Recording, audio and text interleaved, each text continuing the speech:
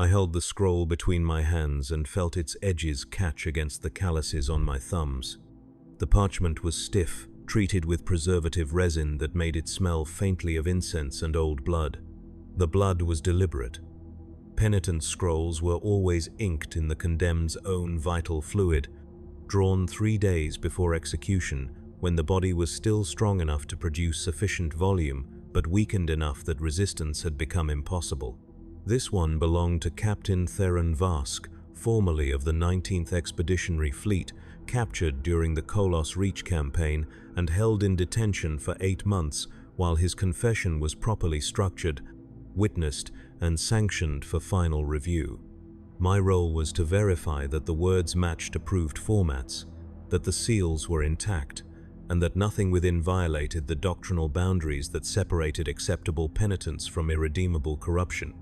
I had performed this task 642 times since my assignment to the Hall of Corrective Silence. The ritual never changed. The outcome was already determined before I touched the parchment. The hall itself was designed to erase distraction. Stone walls curved inward, creating acoustic dead zones that swallowed sound before it could echo. The ceiling disappeared into shadow despite the lumens mounted at intervals along the colonnade.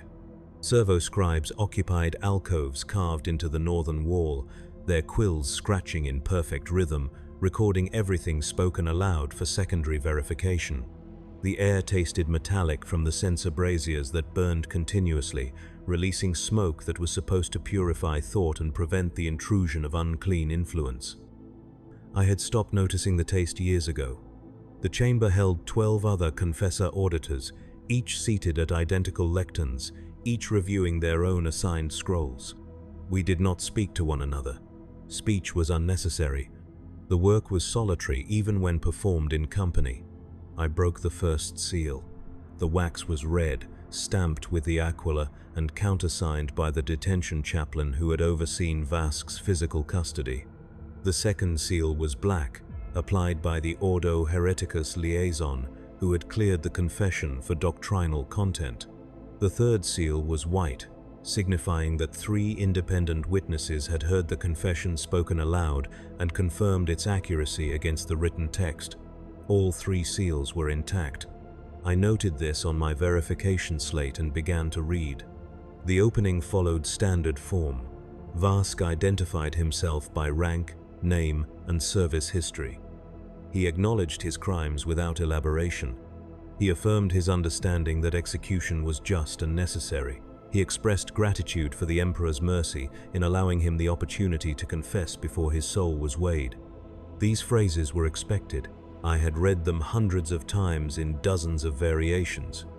My eyes moved across the words without resistance, cataloging compliance. Then the language shifted. I give thanks to the powers that showed me what the Imperium could not. I paused. The phrasing was wrong. Gratitude was supposed to be directed toward the Emperor, the ecclesiarchy, or the mechanism of justice itself. The confession continued. In my final action, I preserved 17,000 lives the fleet command had already marked for purification. I disobeyed direct orders and redirected orbital fire away from Hive Tertius. The hive sprawl survived. The contamination was contained through quarantine rather than elimination. This was mercy. This was clarity. I do not repent the act, only that I did not act sooner. The structure was still intact. The sentences followed approved grammatical patterns. The tone remained calm, penitent in cadence, if not in substance, but the content inverted expectation. Vask was not asking for forgiveness. He was explaining why he had been correct to damn himself. I checked the seals again. All 3 remained unbroken. The Ordo Hereticus had read this. They had approved it for archival. My hands remained steady, but my pulse had quickened slightly, a biological response I noticed without fully understanding. I continued reading. Vask described his conversion not as sudden corruption, but as gradual recognition. He had served the Imperium for 34 years. He had participated in 14 compliance actions and 6 full-scale purges. He had watched cities burn because doctrine required it. He had executed crew members who questioned orders.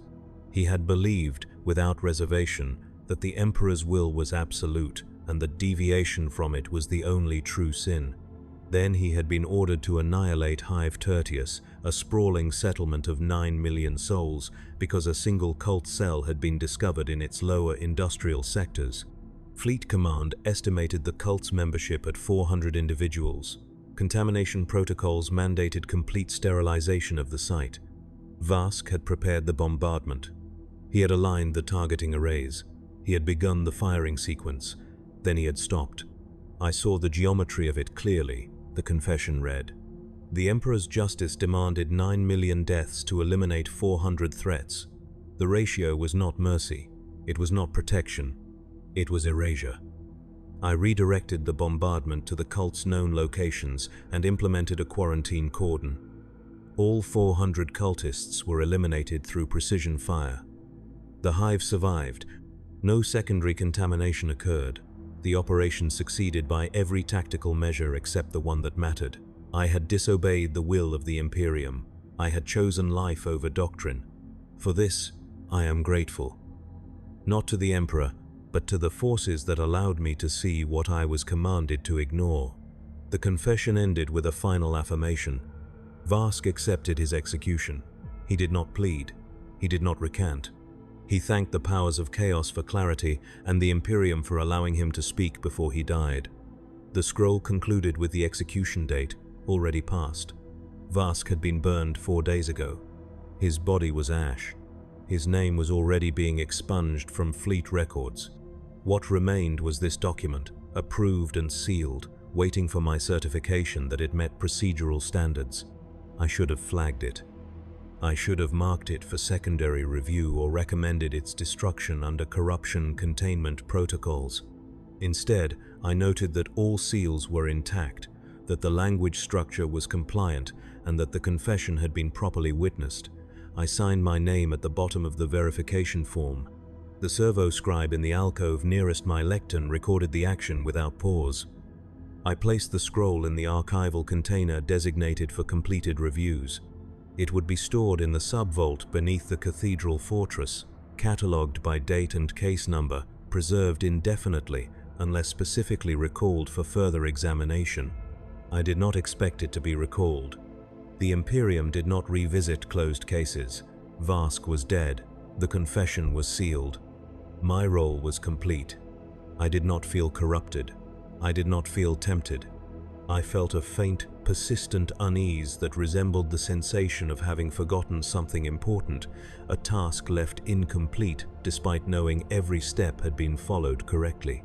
The sensation did not fade when I moved to the next scroll. It remained, a low-frequency hum beneath my thoughts, audible only when I allowed myself to notice it. I did not allow myself to notice it often. The rest of my shift proceeded without incident. I certified 11 more confessions, all of them standard. Heretics recanting their sins, traitors begging for mercy, cultists admitting corruption and praising the Emperor for ending their suffering. The words were expected, the outcomes predetermined. I finished my quota by the 3rd bell and returned my verification slate to the administrative archive. The shift overseer logged my completion without comment. I walked the long corridor back to my quarters, my boots striking stone in rhythm with the footsteps of the other confessor auditors returning from their own duties. We did not speak. We did not acknowledge one another. We were functionaries, interchangeable and efficient. The system required us to be nothing more. My quarters consisted of a single room, 3 meters by 4, containing a cot, a wash basin, a prie-dieu, and a shelf holding my personal liturgical texts. The walls were bare stone. The single window overlooked an interior courtyard where nothing grew. I performed my evening prayers automatically, reciting the catechisms I had memorized decades ago. The words felt correct. They always felt correct. Faith was not a feeling. It was a structure, and the structure held because it was built from repetition rather than revelation. I ate my ration without tasting it. I lay on my cot and stared at the ceiling until sleep arrived, dreamless and absolute. The unease did not leave. It simply became part of the background, indistinguishable from the constant presence of incense and the distant hum of the cathedral fortress's ventilation systems. The next morning began with the dawn liturgy, sung by the choir servitors in the upper cathedral while we stood in formation below, our voices joining theirs in affirmation of the Emperor's eternal watchfulness. The hymn lasted 17 minutes. My lips moved in time with the words. My mind catalogued the tasks awaiting me in the hall of corrective silence. I had been assigned to review a batch of battlefield confessions collected during the final month of the Kolos Reach campaign. These were not formal penitence scrolls. They were last words, recorded by company chaplains in the moments before execution or spoken by dying soldiers who believed they were offering their souls to the Emperor. The distinction mattered. Formal confessions required structure. Last words required only sincerity. My task was to verify that nothing spoken in extremis contradicted core doctrine or revealed information that should remain classified. Most battlefield confessions were incoherent. Pain and fear stripped language to its essentials. Soldiers begged for their mothers. They cursed the enemy. They recited fragments of prayers they barely remembered. Occasionally, they said something that required redaction. Occasionally, they said nothing at all. The batch I received that morning contained 43 recordings, each stored on data wafers and accompanied by transcription summaries prepared by junior scribes. I inserted the first wafer into the lectern's playback device and activated the audio feed. The voice that emerged was young, male, distorted by static and the wet sound of punctured lungs. The soldier had been wounded during an assault on a fortified cultist position. The recording captured his final 2 minutes. He thanked the Emperor for allowing him to die in service. He asked forgiveness for his failures. He named his squad mates and asked that they be remembered. Then, just before his voice faded entirely, he said something that made me pause the playback. They didn't lie to us, they just showed us what we were already doing. The transcription summary noted the phrase but did not flag it for redaction. I played the segment again. The soldier's tone was not accusatory. It was calm, almost relieved. He was not condemning the Imperium. He was acknowledging something he believed he had finally understood. The recording ended with a wet exhalation and the sound of a chaplain murmuring the rites of passing. I marked the file as reviewed and moved to the next. The second recording was similar. A female guardsman, mortally wounded by shrapnel, spent her final minute describing a moment during the siege when she had chosen to spare a group of civilians fleeing the combat zone rather than execute them for unauthorized movement. She had violated standing orders. She had allowed potential contamination vectors to escape containment. She had committed treason by any objective measure, yet her voice carried no guilt, only gratitude. "I saw their faces," she said. "I saw that they were afraid, and I let them run. I don't know if they survived. I don't know if I saved them or damned them. But I chose to let them live, and that felt more honest than anything I'd done in 10 years of service."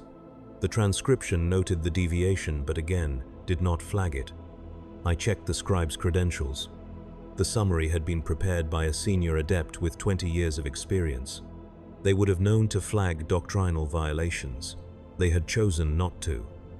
I marked the file as reviewed and continued. By the 8th recording, the pattern was unmistakable. Soldiers describing acts of mercy that violated protocol. Soldiers expressing gratitude not for martyrdom, but for the clarity that came from disobedience. Soldiers using language that echoed the structure of imperial catechism but inverted its meaning. None of them recanted. None of them begged for forgiveness. They spoke as though they had been freed from something they could not name while they were still bound by it. The recordings were brief, rarely longer than 3 minutes. The words were simple, but the cadence, the phrasing, the tone, they matched the rhythm of sanctioned prayer so closely that the deviation became difficult to identify unless you were listening for it. I reviewed all 43 recordings before the midday bell. 31 contained similar anomalies. 31 soldiers, scattered across different companies, different engagements, different phases of the campaign, all speaking variations of the same truth, that in their final moments, they had chosen something other than the Imperium's design, and that choice had felt correct. I prepared my summary report, noting the pattern without interpretation. I did not recommend redaction.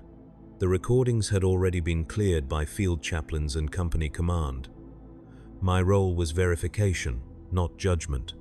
I submitted the report to the administrative archive and moved to my next assignment without incident. The unease deepened. It was no longer a hum, it was a texture, something I could feel against the inside of my skull whenever I stopped moving. The cathedral fortress of St. Kendrath the Unyielding was old enough that portions of its foundation predated the Imperium itself. The upper levels gleamed with polished marble and gold leaf, maintained by an army of menial laborers who worked in shifts that never ended. The lower levels, where the Hall of Corrective Silence and the archival vaults were located, had been carved from bedrock during the fortress's original construction. The stone here was rough, unfinished, marked by chisel scars that had never been smoothed away. The walls wept moisture in certain seasons, leaving streaks of mineral deposit that resembled old bloodstains. The air was colder. The lumens were spaced farther apart, creating pools of shadow that never fully lifted. I had worked in these depths for 9 years. I knew the layout of every corridor, the location of every vault, the rhythm of every maintenance cycle. The environment did not frighten me. It simply existed, massive and indifferent, a physical embodiment of the Imperium's permanence. I walked these corridors between shifts, sometimes without destination, simply to move through space that demanded nothing from me. The fortress was large enough that solitude was easy to find. Most confessor auditors remained in their quarters during rest periods, conserving energy for the next shift. I preferred motion. Stillness invited thought, and thought without structure led to questions I was not equipped to answer. On the third day, after reviewing the battlefield confessions, I found myself in a section of the archive vaults I had not visited before. The corridor was narrower than usual, barely wide enough for 2 people to pass without turning sideways. The lumens here flickered intermittently, casting unreliable light. The vaults themselves were sealed behind iron doors marked with classification codes I did not recognize. I was not forbidden from being here. The lower archives were open to all ecclesiarchy personnel with appropriate clearance, and my credentials granted access to most sections. But this corridor felt different. It felt like a place that was not meant to be visited, even though no explicit barrier prevented entry. I stopped in front of one of the doors. The classification code was worn almost smooth, but I could still make out the Gothic script: Reclamation archived, doctrinal evaluation pending. The phrase was unusual. Reclamation referred to the process of recovering Imperial citizens from heretical influence. Archived suggested the process was complete. Pending suggested it was not. The contradiction should not have been possible. I checked the door's access log. The last recorded entry was 63 years ago. No one had opened this vault in my lifetime. I placed my palm against the biometric reader. The door unlocked with a pneumatic hiss. The interior was dark until proximity sensors detected my presence and activated emergency lighting. The vault was smaller than I expected, barely larger than my quarters, and filled with storage containers stacked to the ceiling. Each container was labeled with dates and campaign names. I recognized some of them: the Vrax suppression, the Third Istvan compliance, the Gehenna Prime correction.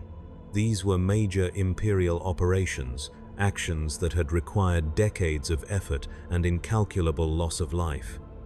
I pulled one of the containers from the stack and opened it. Inside were confessions, hundreds of them, bundled together with cord and preserved in vacuum-sealed sheaths. I pulled one at random and broke the seal. The parchment was brittle, yellowed with age. The handwriting was precise. The ink faded to brown. The confession belonged to a woman named Seralyn Vought, a medicae assigned to the relief efforts during the aftermath of the Third Istvan compliance. She described her work treating civilian casualties, performing amputations without anesthetic, watching children die from treatable infections because medical supplies had been diverted to military units. She described a moment when she had stolen surgical equipment from a regimental stockpile and used it to save the lives of 3 civilians who would have died otherwise. She described the gratitude they expressed, not to the Emperor, but to her.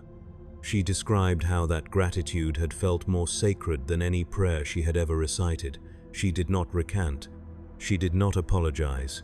She thanked the forces that had given her the strength to act against orders. The confession was dated 217 years ago. Seralyn Vought had been dead for 2 centuries. Her words had been sealed in this vault, archived but not destroyed, preserved but not acknowledged. I opened another confession, then another. They were all the same.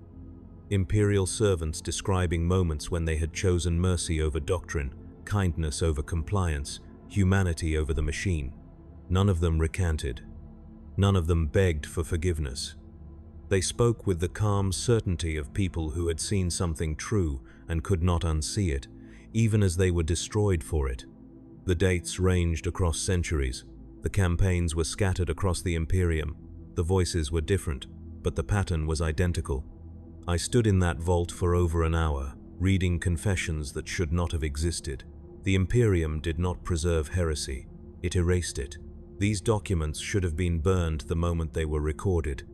Instead, they had been catalogued, sealed, and stored in a place where no one would ever find them unless they were looking for something they did not yet know existed. The realization arrived slowly, like cold water rising around my feet. The Imperium did not erase these confessions because it needed them. It needed proof that the pattern existed. It needed evidence that could be referenced, studied, and managed without ever being acknowledged. These vaults were not accidents, they were policy. I returned the confessions to their container and sealed it carefully. I left the vault and locked the door behind me. The access log would record my entry, but I was authorized to be there. I had done nothing wrong. I had simply read documents that were stored in a facility I had legitimate access to. No rule had been broken, no boundary had been crossed. Yet I felt as though I had witnessed something I was not supposed to see, not because it was forbidden, but because it was true. The unease solidified into weight. The following week, I was assigned to Medici Vault certification duty. This was not a typical responsibility for a confessor-auditor, but the Crusade year was entering its final phase, and personnel were being reassigned to cover gaps in the administrative structure. The Medici Vault was located in the fortress's eastern wing, 3 levels above the archive complex. It served as a processing center for individuals who had survived contact with heretical forces but required evaluation before they could be reintegrated into Imperial society or executed as contamination risks.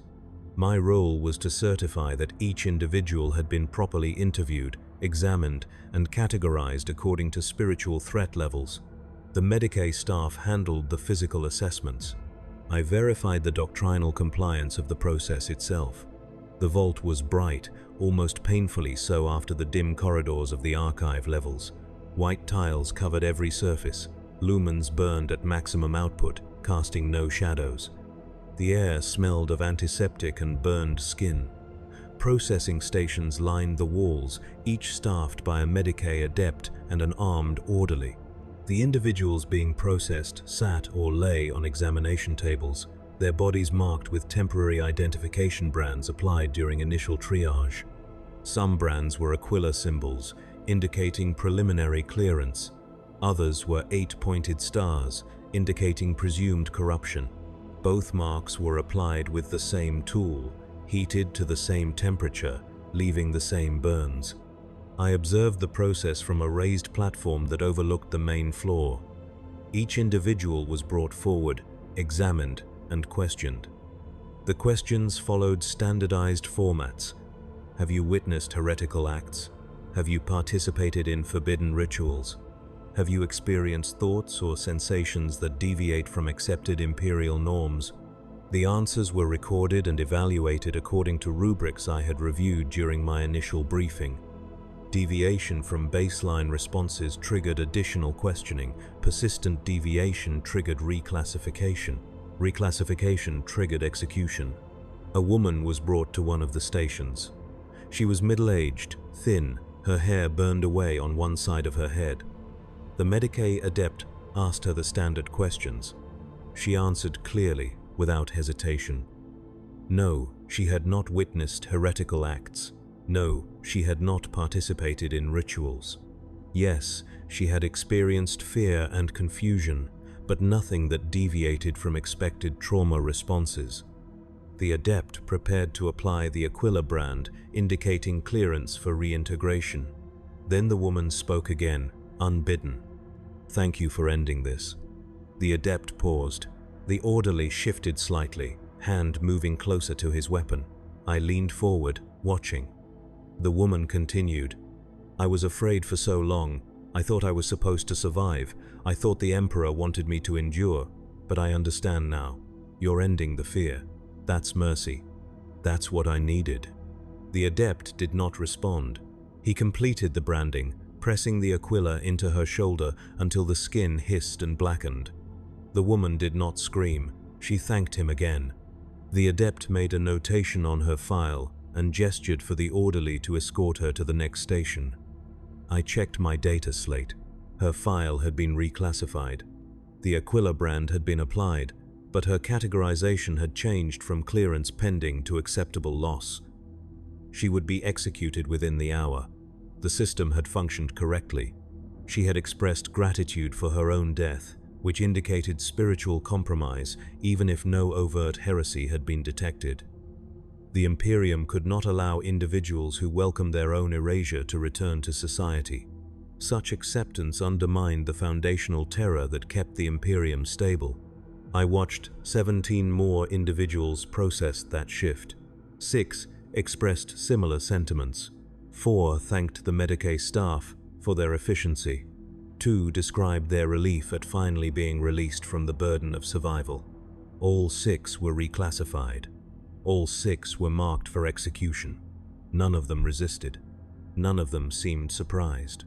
They moved through the process with the calm of people who had already accepted the outcome, as though the Imperium's judgment was simply confirmation of something they had already understood.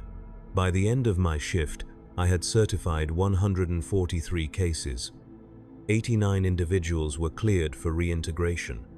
54 were marked for execution. The ratio was acceptable, according to established contamination models. The process had been performed correctly. No procedural errors had occurred. Yet I could not stop thinking about the woman who had thanked the adept for branding her. She had not been corrupted by chaos. She had been corrupted by exhaustion, by fear sustained for so long that its removal felt like salvation. The Imperium had not saved her. It had simply ended her suffering, and she had been grateful for it. I submitted my certification report without comment. The Medicae Vault Overseer reviewed it and logged my completion. I returned to my quarters and performed my evening prayers. The words felt hollow, but I spoke them anyway. Hollowness was not the same as absence. The structure remained even when meaning did not. I was summoned to the administrative offices 2 days later. The summons arrived via data slate during morning prayers, a brief message instructing me to report to Prelate Ossian's chambers at the second bell. No reason was given. I finished the liturgy and walked the long corridor to the upper administrative wing. My pulse elevated slightly despite my certainty that I had done nothing wrong. Prelate Ossian was my direct superior, responsible for overseeing all confessor-auditor assignments within the cathedral fortress. I had met him 3 times since my assignment here. Once during my initial orientation, once during a mass review of procedural updates, and once when I had been commended for exceeding my certification quota during a particularly dense campaign phase. He was not a man who summoned subordinates without cause. His chambers were located in the fortress's central tower, high enough that natural light reached the windows. The room was austere, furnished only with a desk, 2 chairs, and a wall-mounted Aquila cast in bronze. Ossian himself was old, his face lined with scars from augmetic surgeries that had been performed decades ago and never fully healed. He gestured for me to sit. I obeyed. "Your recent reports have been exemplary," he said. His voice was soft, almost gentle, the tone of a man accustomed to delivering corrections without raising his voice. "Your attention to procedural detail is commendable. You have processed a higher volume of certifications this month than any other auditor in your cohort." I nodded, unsure how to respond. Commendations were rare, and they always preceded something unpleasant. There is, however, a minor adjustment required to your certification methodology. He slid a data slate across the desk. "You have been flagging certain confessional anomalies without recommending redaction or suppression. This is technically compliant with protocol, but it creates unnecessary archival burden. Going forward, when you encounter language that deviates from approved formats, you are authorized to make real-time adjustments to ensure doctrinal alignment." I looked at the slate. It displayed excerpts from my recent reports, each one highlighted in red. The excerpts were the phrases I had noted. Soldiers expressing gratitude to forces other than the Emperor, civilians describing mercy received from forbidden sources, confessions structured in ways that mimicked imperial catechism but inverted its meaning. Ossian had not flagged them as errors. He had simply marked them as inefficiencies. "I am authorized to alter the confessions?" I asked. "You are authorized to ensure they meet acceptable standards," Ossian said.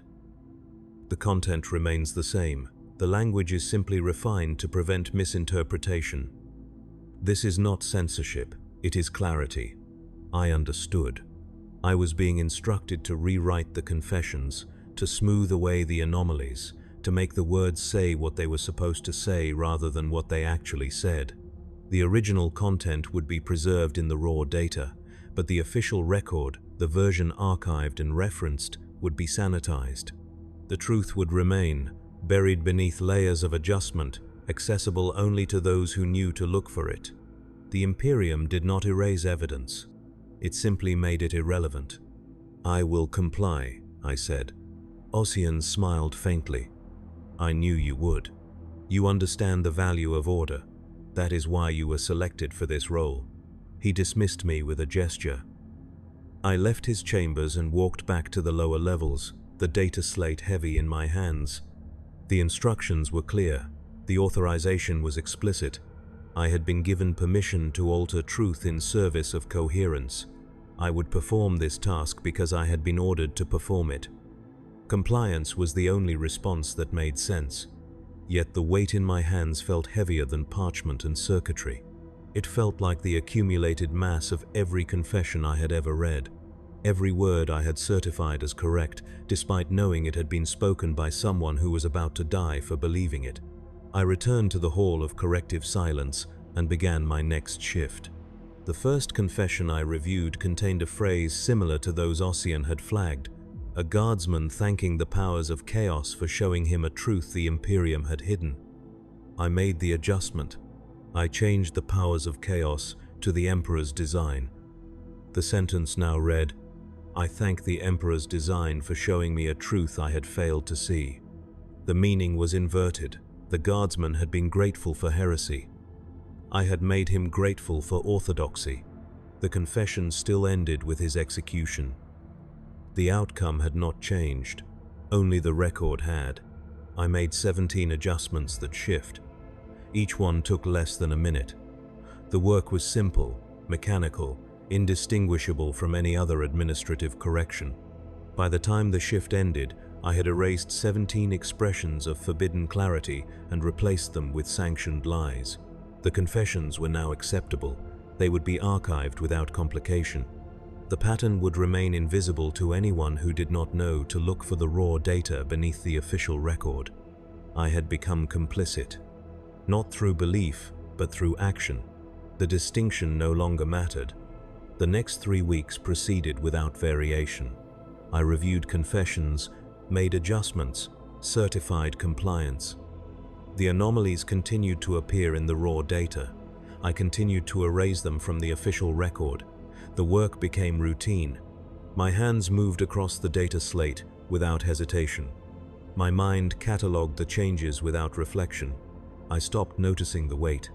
It was simply part of the process now, as familiar as the taste of incense or the sound of servo-scribes scratching in their alcoves. My shifts were extended as the crusade year entered its final phase. The number of confessions requiring review increased exponentially as campaign operations concluded and prisoners were processed in bulk. The Hall of Corrective Silence operated at maximum capacity. All 12 lecterns occupied at all times, shifts running without breaks. I slept less. I ate only what was necessary to maintain function. My body adapted through sheer repetition, moving from task to task without requiring conscious direction. The stimulant dispensaries provided rations of chemical focus, small tablets that dissolved on the tongue and sharpened perception while dulling physical discomfort. I took them without question. Everyone took them. The work required it. Time became compressed. Days blurred into sequences of shifts and rest periods that felt indistinguishable from one another. I lost track of the date. I stopped attending communal prayers because there was no time between shifts.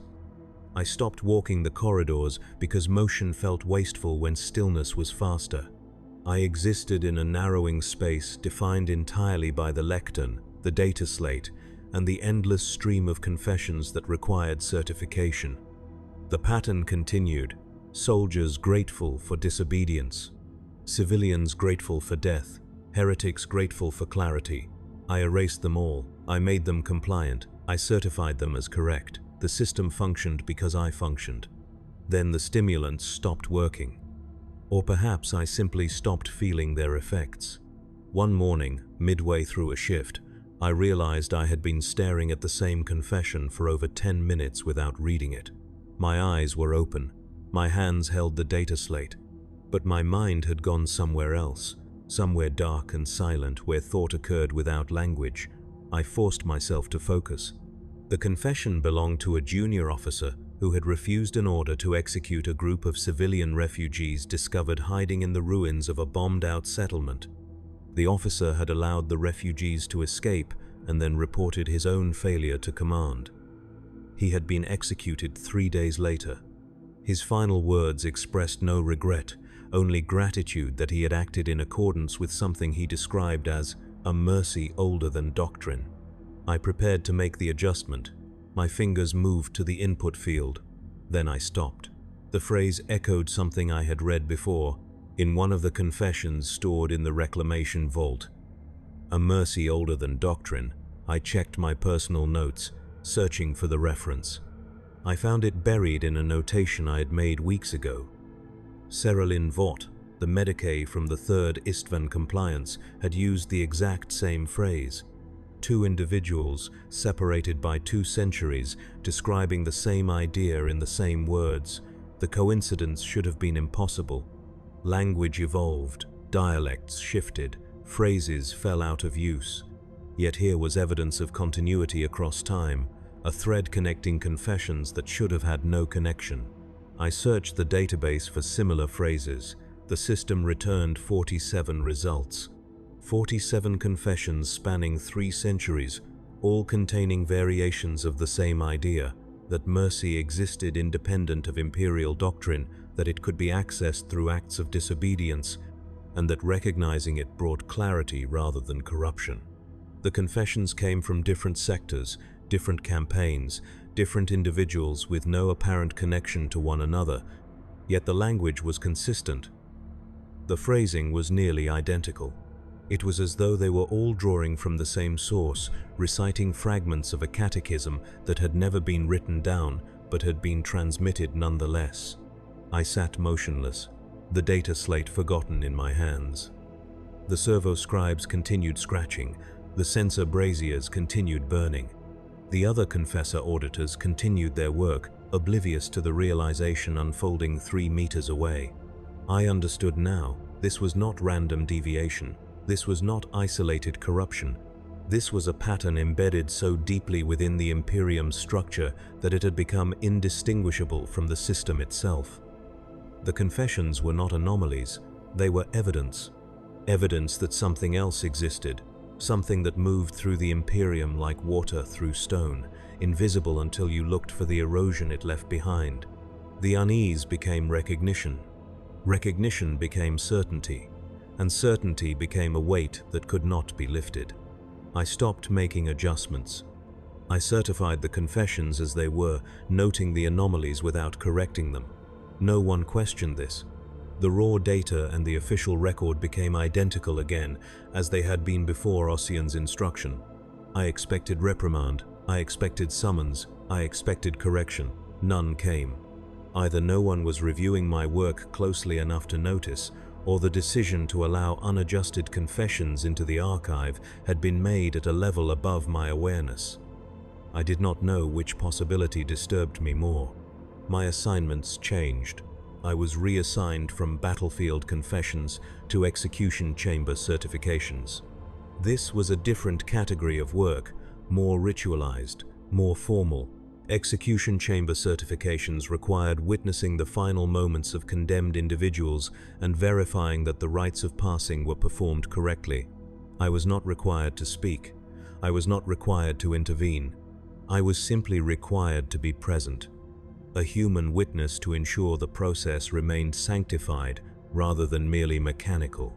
The execution chambers were located deep beneath the fortress, below even the archive vaults, in sections of bedrock that had been hollowed out specifically for this purpose.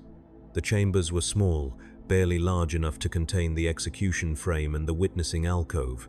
The condemned were brought in one at a time, secured to the frame, and offered a final opportunity to speak. Most did not. Most simply waited for the current to activate, their bodies going rigid as electrical discharge stopped their hearts. The process took less than a minute. The body was removed through a disposal chute. The chamber was cleaned. The next condemned was brought in. The cycle repeated without variation. I witnessed 63 executions over the course of 2 weeks. 51 of the condemned said nothing. The remaining 12 spoke final words that were recorded and archived. 7 of those 12 expressed gratitude, not for mercy, not for the Emperor's judgment, for the clarity they had found in their final moments, the understanding that their damnation was honest where their obedience had been false. I certified every execution as procedurally correct. I noted the words without adjustment. I submitted my reports and returned to my quarters and performed my prayers and felt the weight accumulate until it became difficult to distinguish prayer from confession. I began to understand that the Imperium functioned because it could absorb contradiction without acknowledging it. Chaos appeared evil because it was named as such, but the acts it inspired were often indistinguishable from the mercy the Imperium claimed to represent. The Imperium appeared righteous because it defined righteousness, but its actions were often indistinguishable from the cruelty it condemned. The difference was not moral, it was procedural. Chaos offered acknowledgement, the Imperium offered erasure. Both led to death. Only one allowed the condemned to name what they had seen before they were silenced. I was no longer certain which was worse. The isolation began subtly. My shifts were adjusted so that they no longer overlapped with the other confessor auditors. I worked alone in the hall of corrective silence, my lectern the only one occupied, the servo-scribes the only witnesses to my presence. I no longer attended communal prayers because my schedule did not align with the liturgical cycles. I no longer encountered colleagues in the corridors because my rest periods occurred when others were working. The reassignment was not presented as punishment.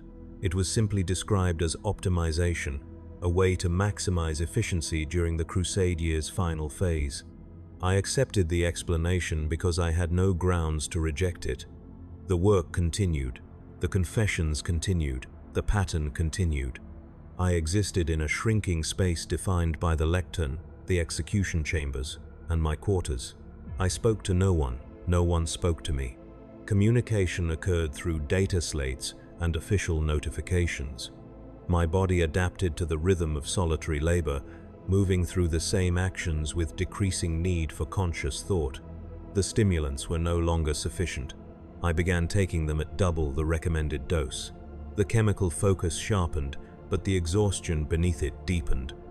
My hands shook when I held the data slate. My vision blurred at the edges. My thoughts fragmented into loops that repeated without resolution. During one of these loops, I found myself standing in my quarters with no memory of having walked there. My prayer cycle was incomplete. The evening liturgy was half-spoken, abandoned mid-sentence. I could not remember stopping. I could not remember deciding to stop. I simply stood there, staring at the wall, aware that time had passed but unable to account for it. The sensation was not frightening. It was simply absent, a void where continuity should have been. I forced myself to complete the prayer. The words came automatically, muscle memory unaffected by whatever had interrupted my consciousness. I finished the liturgy and lay on my cot. Sleep did not come. I stared at the ceiling and listened to the ventilation system's hum and felt the weight press down like atmosphere thickening into solid mass. I understood that I was being prepared for something, though I did not yet know what. The Imperium did not waste resources. Every reassignment had purpose. Every isolation served function. I was being separated from reinforcement, stripped of external structure, reduced to a state where compliance would be the only available response. When the final instruction came, I would obey, because obedience would be the only action I still remembered how to perform. The realization brought neither fear nor relief. It simply existed, factual and inevitable, like the knowledge that the sun would rise, or that confessions would continue to arrive, or that the condemned would continue to die, whether I witnessed them or not. The summons arrived on the 63rd day of my isolation. Not a data slate message this time, but a physical escort. 2 cathedral guards in full ceremonial armor, their faces hidden behind mirrored visors. They waited in silence while I gathered my personal effects, though I had no personal effects to gather beyond the liturgical texts issued during my initial assignment. They escorted me through corridors I had never seen, ascending levels I did not know existed, passing through security checkpoints that required biometric verification I had apparently already been cleared for. We walked for what felt like hours, though my sense of time had become unreliable. Eventually, we reached a chamber that resembled the Hall of Corrective Silence, but smaller, more intimate. A single lectern occupied the center. A single figure stood beside it. Prelate Ossian gestured for the guards to leave. They obeyed without acknowledgement. The door sealed behind them with a pneumatic hiss. Ossian studied me for a long moment, his expression unreadable. "You have performed admirably," he said. "Your work has been thorough, consistent, and unfailingly accurate. You have identified patterns that others missed. You have documented evidence that the Imperium requires but cannot acknowledge. For this, you are commended." I said nothing. Commendation always preceded correction. "You are also being reassigned," Ossian continued. "Your current duties will be transferred to another auditor. You will be moving to a memory-sanctioned facility for doctrinal recalibration. This is not punishment. It is an opportunity for refinement. Your service has brought you into contact with materials that have created unnecessary cognitive burden. The recalibration process will alleviate that burden and allow you to continue serving with greater clarity." I understood. The Imperium did not punish me for recognizing the pattern. It corrected me for being accurate. The distinction was important. Punishment implied failure. Correction implied success that had produced unintended consequences. I had done my work too well. I had documented the truth too clearly. Now that truth needed to be removed, not from the archive, but from me. "You will retain your essential function," Ossian said. "Your memory of procedural protocols will remain intact. Only the specific content that has created distress will be addressed. You will emerge from the process fully capable of continuing your duties without the burden of unnecessary context." I wanted to ask what would happen to the confessions I had certified. I wanted to ask whether the pattern would continue to be documented. I wanted to ask whether my recognition mattered at all, whether it had changed anything, whether the Imperium would adjust its processes or simply continue absorbing contradiction as it always had. but I knew the answers. The confessions would remain archived, the pattern would continue. My recognition changed nothing except my own capacity to remember it. The Imperium endured by erasing those who saw too clearly, not through violence, but through mercy framed as correction. "I understand," I said. "I knew you would." Ossian's smile was gentle, almost paternal. "You have always understood the value of compliance. That is why you were selected. That is why you will continue to serve long after this brief adjustment is complete." The guards returned. I followed them without resistance. We descended through levels I had never seen, passed through corridors that grew narrower and colder, until we reached a section of the fortress that felt less like architecture and more like the interior of a machine.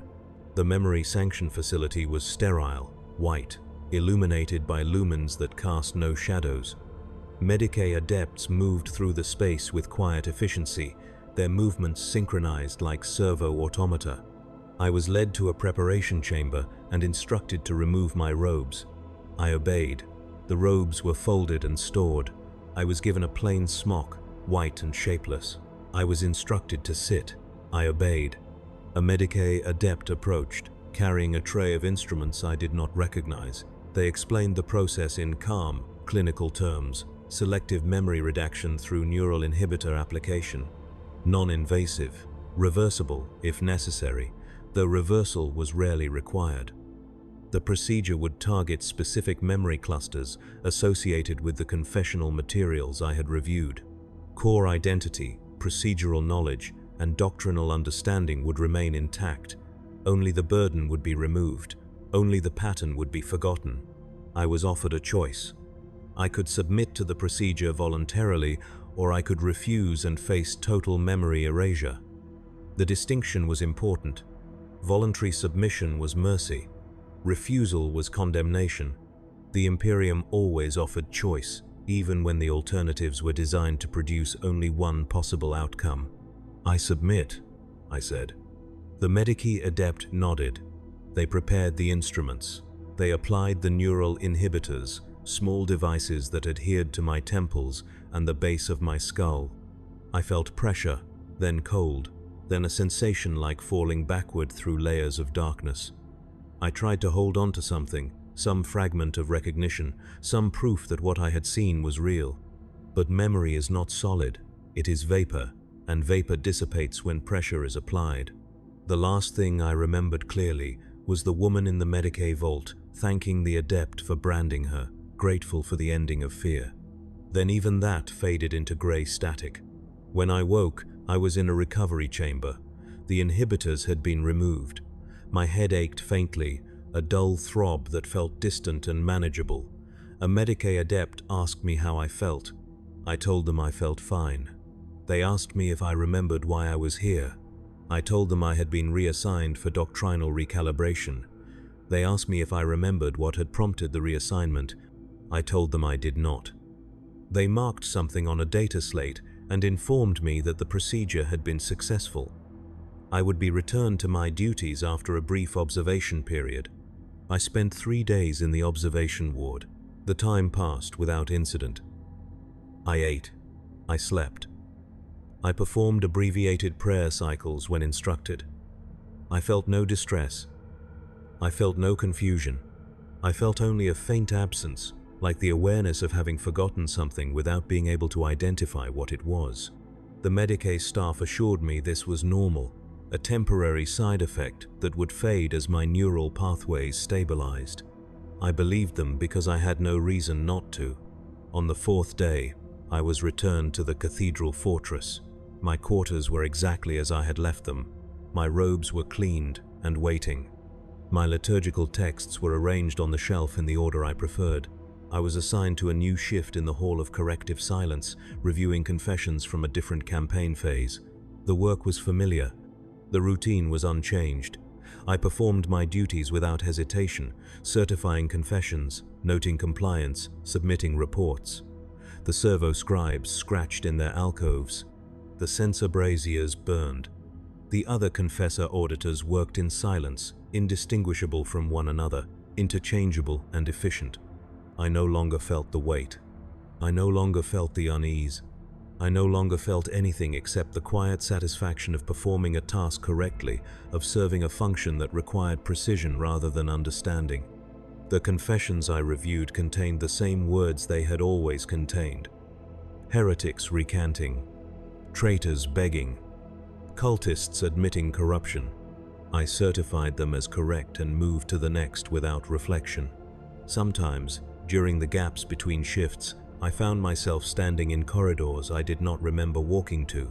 Sometimes, during prayers, I lost track of the words mid-sentence and had to start over. Sometimes, I felt a faint pressure at the base of my skull, a sensation that reminded me of the neural inhibitors but gentler, more persistent. I mentioned this to the Medicaid staff during a routine checkup. They assured me it was normal, a residual effect of the recalibration process.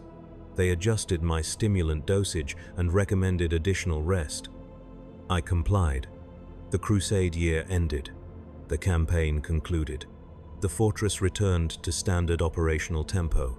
New confessions arrived. I reviewed them. I certified them. I submitted my reports. The pattern continued, though I no longer saw it. The truth remained, though I no longer remembered it. The Imperium endured, and I endured within it, faithful and functional and empty. Years passed, or perhaps only months. Time became difficult to measure when every day was identical. I performed my duties without error. I received commendations for efficiency. I was reassigned to different sections of the archive, different types of certification work, always with the same precision, the same compliance. I no longer questioned. I no longer wondered. I no longer felt the weight pressing down because I no longer remembered that weight had ever existed. One morning, during a routine confession review, I encountered a phrase that felt familiar, a soldier describing gratitude for an act of mercy that violated orders. The phrasing was precise, structured, almost ritualistic. I noted it on my data slate, flagged it for procedural review, and moved to the next confession. The flag was processed automatically, routed to the appropriate administrative overseer, resolved without my involvement. I did not think about it again, but sometimes, in the moments between waking and full consciousness, I felt something pressing at the edges of my awareness. Not memory, exactly. More like the shape memory leaves behind when it has been removed. A hollow space where something used to be. I tried to examine it, to understand what had been lost, but the effort produced only fatigue and the faint ache at the base of my skull that the Medicaid staff had assured me was normal. I stopped trying. Examination was unnecessary. The work continued. The Imperium endured. Faith was not a feeling. It was a structure, and the structure held because it was built from repetition rather than revelation. I recited my prayers. I performed my duties. I existed as a function within a system that required nothing more than my continued operation. And somewhere, in vaults beneath the fortress I would never visit again, confessions were being archived that spoke of gratitude in forbidden tongues. Confessions that acknowledged a mercy older than doctrine. Confessions that told the truth the Imperium could not afford to erase but could not afford to remember. I would never read them. I would never know they existed. I would never understand that I had once been the one to certify them as correct. The pattern endured. The truth remained. And I continued, hollow and faithful and free of the burden I no longer remembered carrying. The Imperium does not punish those who see too clearly. It simply ensures they see nothing at all.